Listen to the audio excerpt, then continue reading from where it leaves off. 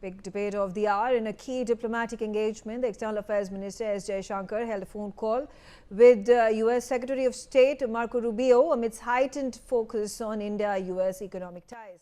Two leaders discussed a wide range of bilateral and strategic issues, most notably trade, critical minerals, nuclear energy and defense and energy cooperation.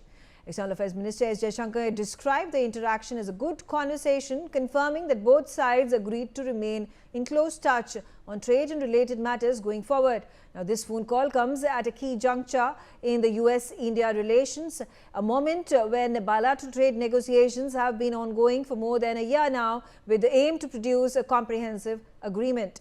From Washington side, Marco Rubio also praised India's recent legislative reforms in nuclear energy and highlighted the potential avenues for deeper civil nuclear cooperation, a step that could open new economic opportunities for U.S. companies while contributing to broader strategic alignment.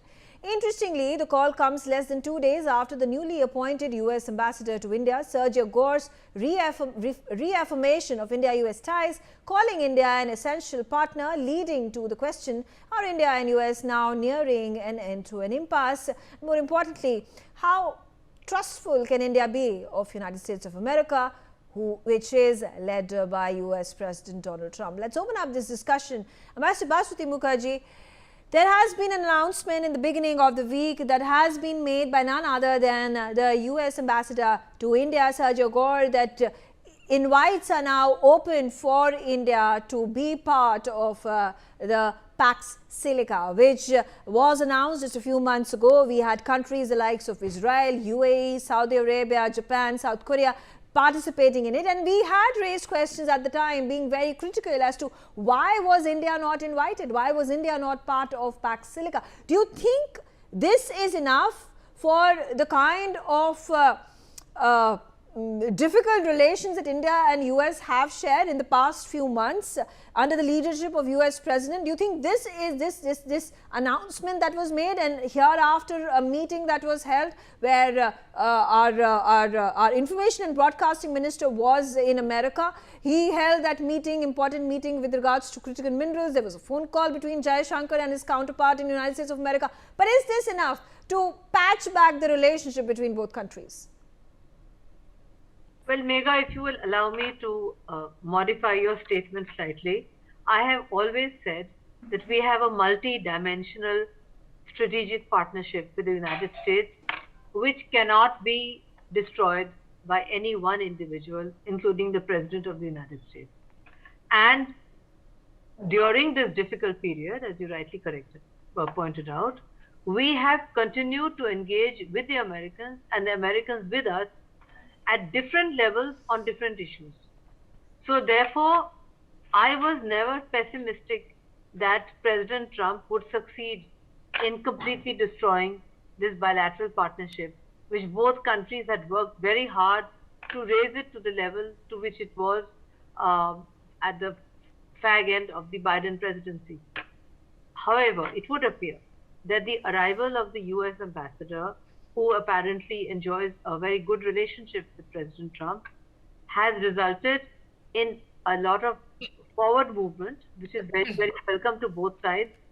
And the telephone call between EM and his counterpart is also very useful, given the fact that there is also this deteriorating situation in Iran, where 30,000 Indians are stranded.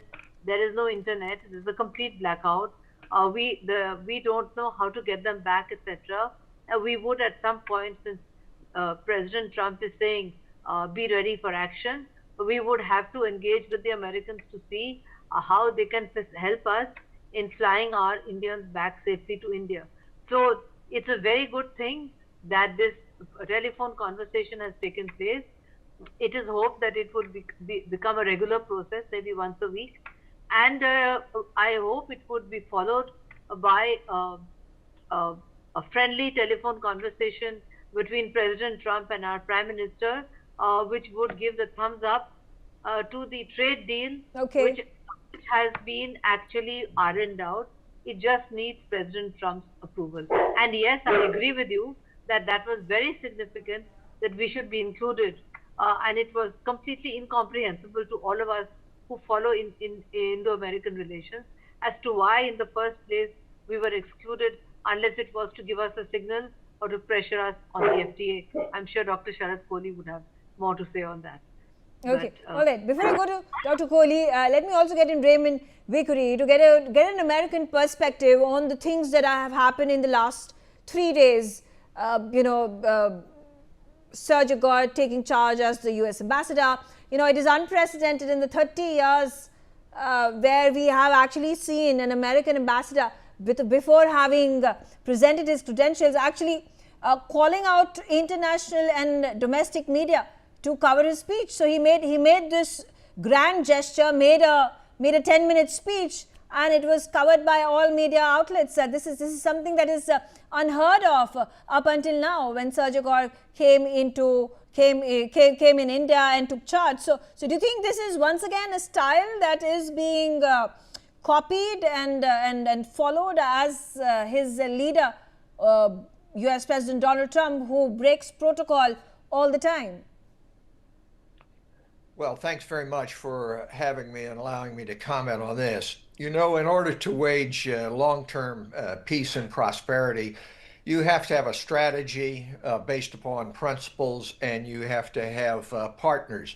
Unfortunately, the Trump administration has none of these. Its approach is a transactional approach augmented by reality TV, good entertainment, which Ambassador Gore has shown in his first appearance. It is a good thing, of course, that there is conversation between our Secretary of State and the Minister of External Affairs. Unfortunately, though, this does not bridge the gap in having a relationship building approach between the U.S. and India, as opposed to the transactional real estate deal kind of approach, a reality TV approach, which has been the hallmark of the Trump administration.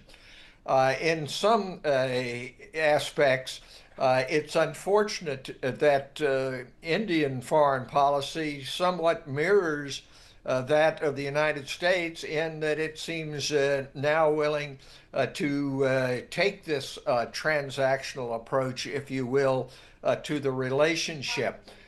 We need to be able to get back to what's been going on for the past 30 years, which is building on the many strategic interests between the United States and India, the economic interests, and the principles which unite these two great democracies, namely rule of law, the promotion of peace and human rights around the world. This does not seem to be a part of the present conversation. Each side is taking the approach of make America great again, make India great again, India first, America first. And while there are the underlying principles which unite these two great democracies, this is not the way in which to continue an upward path in U.S.-India relations. Okay. Dr. Sharad Kohli, let's quickly hear from you as well. Did you find it odd, or were you surprised that U.S. President Donald Trump put the responsibility on the U.S. ambassador to make the announcement about India's sending an invite to India to join Pax Silica, or for that matter, another big announcement that he made that, the next day onwards, which is Tuesday, which was 13th of January 2026, is the next step that is going to be taken in moving forward, progressing towards the India-U.S. trade deal. He said the next phone call is going to happen on the 13th of January. So these were the two big announcements amongst the other things that he said. But U.S. President not announcing it himself, not asking J.D. Vance to do that, not asking Marco Rubio to make an announcement, but asking Sergio Gore to take charge and make that big announcement as soon as he's installed. Well, good evening, Megha, to you, my fellow panelists and Newsx viewers. Well, the taste of the pudding isn't eating it. If you ask me personally, I have stopped believing any statements coming. I think the action will have to speak louder than words. The deal has to go through. No announcements, no invitations, no tie-ups, no collaborations, no pacts for me matter, because President Trump is very, very transactional. He wants everything seems to be going by the tariffs. So I think this whole tariff game has to end. On your channel yesterday, I was in, coincidentally, none of the panelists which I have were there. I was going into some mathematics, and this might sound amusing to Ambassador Mukherjee as well. 25% tariffs to start with, 25 thereafter, that makes it 50. Add to that the 500 in inverted commas, that makes it 550. Add to that another 25 because of the minuscule business that we do with Iran, but on record, on theory, yes, that makes it 575. That's mathematics I'm just doing, not that, this is 500 has been converted on the ground and we've decided whether we're not going to deal with Iran or not. But the fact of the matter is that all his officials, whether it is Sergio Gore, he has to, in Hindi, put some gore on the FTA, between India and the United States, just for the sake of my foreign panelist, Gore here means is to pay attention. So his name itself is Gore. I hope there is some gore on that. But all of his officials, the trade representatives coming from America, the Indian ambassador, well, does it all matter?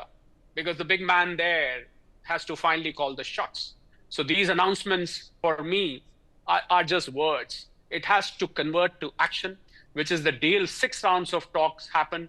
And when the 6th round had concluded very positively, he said, why didn't Prime Minister Modi call me? He should have called me. So I just fail to understand, what was the use of those 6 rounds? Although the good thing which came out of it was that at least the basics have been discussed, principal terms have been agreed. I would also like to answer to my previous panelist who spoke about India first. No, it's not India first. Well, there is MAGA, Make America Great Again. India is great anyway. We don't have to make it great again. And we are not putting India first. We are just trying to explain that the structure of our economy is primarily agriculture. 50 to 60% of our population still directly or indirectly depend on agriculture. So we cannot allow agriculture goods to be landing here.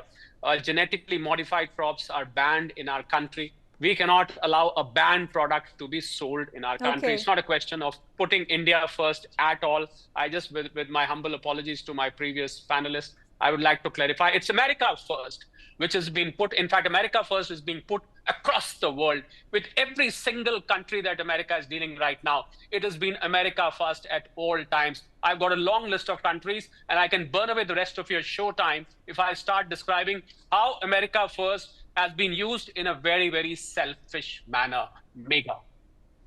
Okay, since Dr. Kohli spoke about, agriculture is a key constraint for India to go ahead with a deal that US President Donald Trump wants, but may be difficult for India to sign. But here, my opinion, Rubinder Sachdev, is the fact that I think agriculture does not even concern Donald Trump. What is concerning and pressing for him is that we have been purchasing oil from Russia, which we at this point of time has reduced to a staggering 40%. There was a report in the last few months, our purchase of Russian oil has dropped 40%, and it is going to continue to drop further. And the proposal of the American administration to now buy Venezuelan oil that is controlled by America is something that is going to be adhered by India. And that's how this US-India trade deal is finally going to be signed. Thank you, Megha. Yes, I think, absolutely right. To my mind, it seems that the first threshold that has to be cleared away is the question of the Russian oil, for which there is that additional 25%. Now, India is reducing to buy Russian oil for pure, simple economic reasons, and we will continue to reduce, it seems, if I were to say. So now, given the fact that India will reduce buying Russian oil substantially, maybe not come down to zero, but substantially, that removes the hurdle now for further discussions on the trade deal, which is the other 25%, which is the original 25%, right? Yes, in the original 25%, yes, there are red lines regarding agriculture. There were red lines regarding data localization, which we were not agreeing to. There were, if not red lines, American demands that India should open up our insurance sector, which we have done, by the way, for our own interest, more FDI.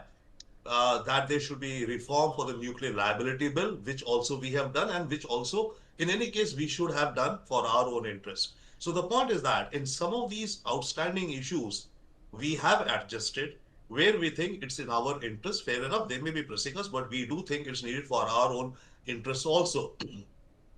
Now, that said, the last time, let's say what Secretary Lutnick said that all Modi had to do was call Trump.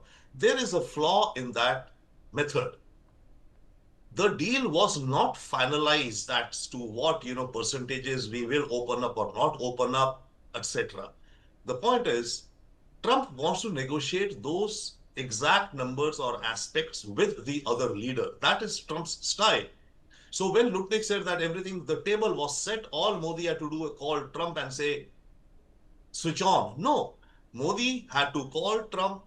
Trump would have negotiated with Modi, and then Modi would have also counter negotiated. And then whatever outcome would have come, that would have been the deal. That's what Trump wants. Now, in our style of working, and Ambassador Baswati, and I think all of us would know very well, is that we want typically all those matters to be sorted out before the leaders make that phone call. Maybe some outstanding one or two big picture issues, and then fine, it's go ahead. So the situation was not ready for Modi to call Trump to negotiate because the groundwork had not been done. That's one. Secondly, why not Pax Silica? To my mind, it could be a deliberate strategy that since Ambassador Gore was going to take office in January, they did not include India in the first list to kind of give him some big bang news so that when he comes and he makes an announcement, he could make a big bang news that, okay, India is now also part of Pax Silica. That could be, one strategy. Sometimes you do that. The role which Ambassador Gore is now expected to play, I think, is what I would call as a rainmaker. The issue is that can he make these big deals, quote unquote, across various multi-vectoral, multi-dimensional relationships that US and India has. So that is going to be his charter, I think, to make big things happen. Okay. And he could be in a position to make those happen. Okay. Okay, all right. Ambassador Mukherjee, moving forward, there's also another issue of this ego battle and the constant repeated humiliation that US President Donald Trump subjects on world leaders, and barring none, and Indian Prime Minister Narendra Modi has also been subjected to that. In fact, he was mocking and humiliating and laughing at Emmanuel Macron, who is the French Prime Minister, French President, and this is something that world leaders have unwittingly, grudgingly have had to accept and live with during the remainder of the term that Donald Trump is going to be US President. Do you think this could be a friction point also when India deals with America, India deals with the US administration in signing that deal, or is this something that we are completely ignoring? Because in terms of how the MEA has responded or has acted, it has deliberately ensured that it does not react on all the negativity that Trump builds against India or the Indian Prime Minister. But whenever there is some positive development, maybe like a Pax Silica, there have been statements that have been released to that effect, or when President Trump decides to make a phone call to Prime Minister Narendra Modi and calls Prime Minister Narendra Modi his good friend, his great friend, is something that is reciprocated by way of an MEA reaction or an MEA response. Well, Megha, I have been asked this question many times on different channels, and my answer has always been that India is a great culture and civilization, and we know how to deal at the highest level with interlocutors. If the United States of America, its president, has yet to learn these basic courtesies although I'm told he was educated at a very expensive and elite school. That is not our problem. We have to just ignore it, because if you don't ignore it, Megha, you come down to his level, and for the benefit of our foreign panelists, we get into what is called in Hindi tu tu me, which means you said this, I said that, like two schoolboys fighting with each other. That is not how India does business with at the top leadership level. On the other hand, if you would recall, Megha, many, many years ago, Musharraf came for the Agra summit and he gave to Prime Minister Bajpayee a hand drawn map of how the line of control between India and Pakistan should look for the future, look in the future. And Bajpayee Saab told him that there is a parliamentary resolution on this matter. India and India's Prime Minister does not negotiate in this manner because we are a democracy.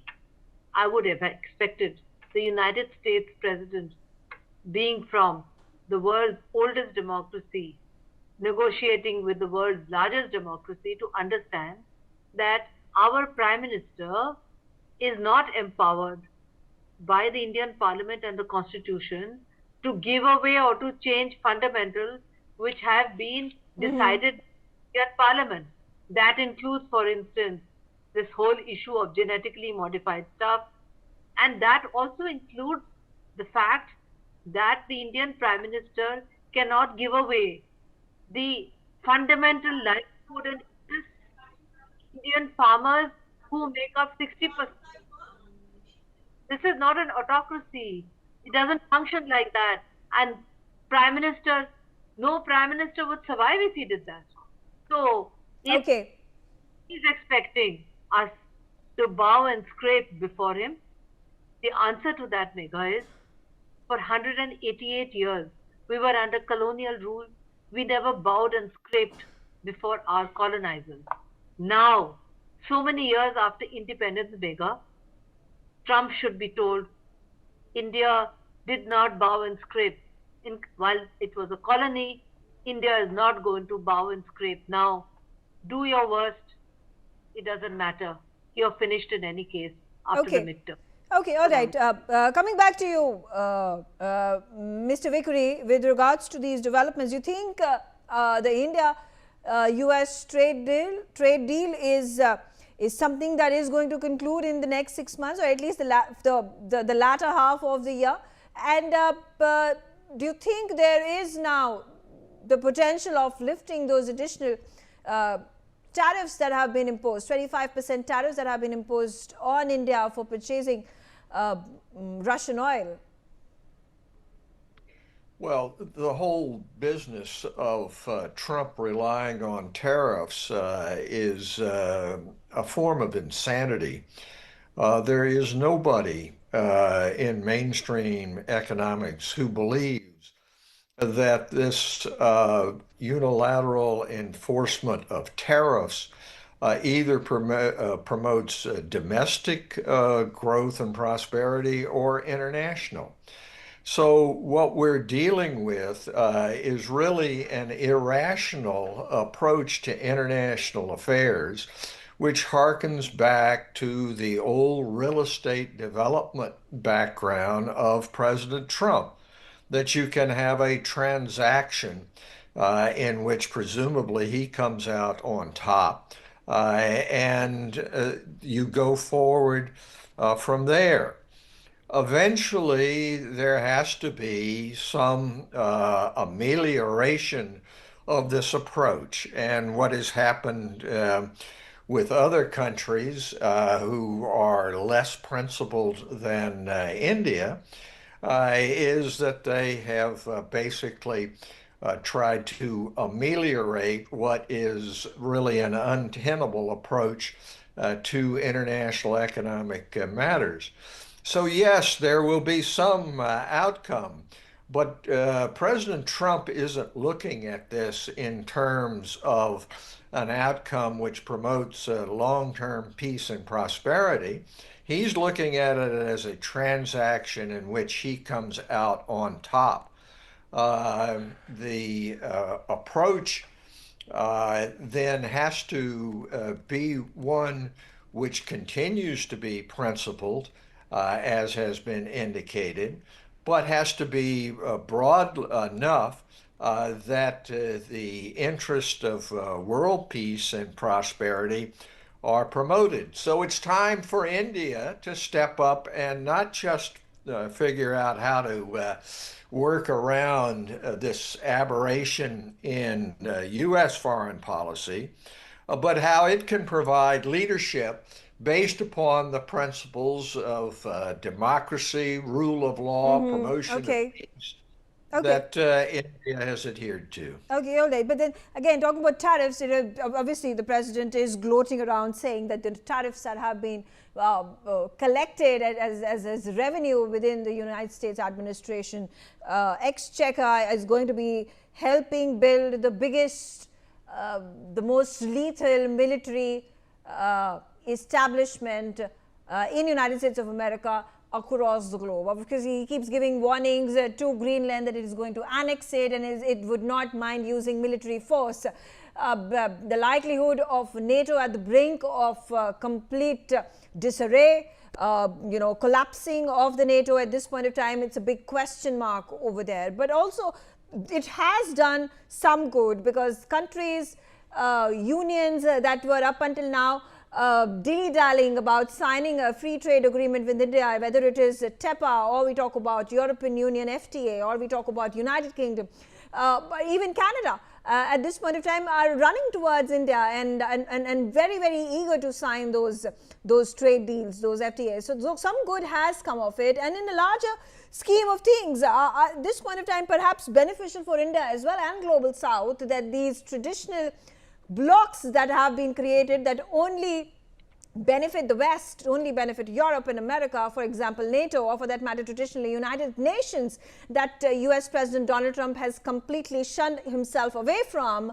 are going to be questioned. Their basic structure is going to be shaken, and this gives us an opportunity to build a world that is not just going to revolve around the West, but also going to keep in consideration the requirements, the needs, and also honor and respect Global South and its desires and its interest in the world. I am out of time. I thank all of you for joining me on the telecast. Thank you. And thanks for watching. All right, we're getting to know there's some